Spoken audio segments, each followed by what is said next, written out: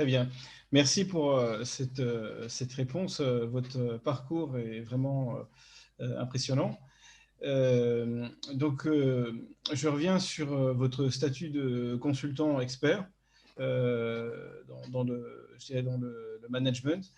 Euh, donc, euh, Quelle est la spécificité, je dirais, de votre capacité à conseiller?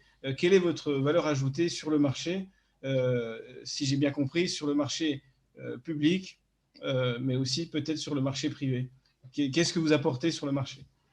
Voilà, donc public 10 ans, donc privé euh, quasiment 14-15 ans.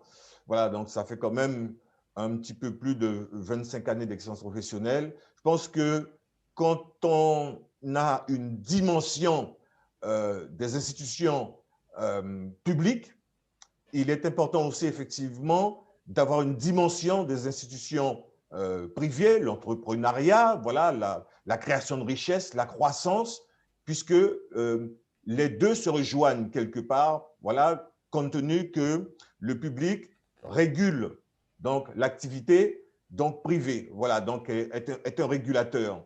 Donc Oui, maintenant, ce qui me concerne sur le marché, il faut savoir que en 2007, bon, je n'en avais pas parlé, j'ai créé donc l'association internationale Promo Invest Guyane Europe, qui oui, s'occupe de coopération régionale et internationale. Donc, je me suis appuyé, avant de créer donc, mes sociétés, je me suis appuyé sur cette structure pour développer des opportunités avec la Côte d'Ivoire et la sous-région ouest africaine, oui, à savoir travailler sur un document d'études stratégiques de relance socio-économique post-crise en tant que directeur général donc, de la prospective et de la stratégie.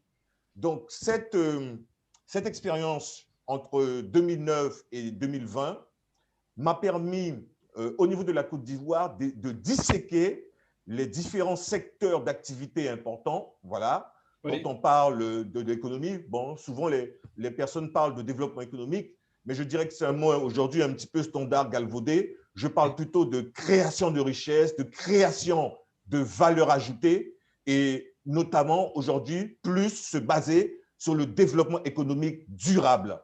Parce que ce qu'on fait a une résonance sur l'avenir dans 10, 15, 20, 30 ans. Donc, il s'agit de prendre ce qui a été bon, mais de ne pas reproduire les erreurs du passé au niveau donc, de nos pays, au niveau de l'Afrique. Et c'est la raison pour laquelle, dans ce projet, je propose à un certain nombre de groupes et au gouvernement de la Côte d'Ivoire et des gouvernements de la sous-région une stratégie d'analyse, de prospective qui touche tout d'abord le domaine de la formation des jeunes en matière d'entrepreneuriat, puisqu'on sait oui, que l'entrepreneuriat crée la croissance. Et c'est ce qui est important. Par exemple, si je prends un exemple concret, la Côte d'Ivoire, c'est quasiment 23 à 25 millions d'habitants, avec un PIB qui avoisine les 30 milliards. oui, La Côte d'Ivoire, en termes de croissance démographique, c'est quasiment 2 à 3% chaque année. Ça veut dire que dans les 10 prochaines années, c'est 2 à 3 millions d'individus qui vont arriver effectivement. Donc, quand on parle de création de richesse, il faut faire attention de ne pas oublier derrière qu'il faut former les hommes, voilà, oui. pour ne pas tomber dans une crise sociale parce qu'il n'y aura pas assez d'emplois, le chômage va prendre le dessus. Donc voilà. Donc, comme vous m'avez posé la question, quelle est ma valeur ajoutée?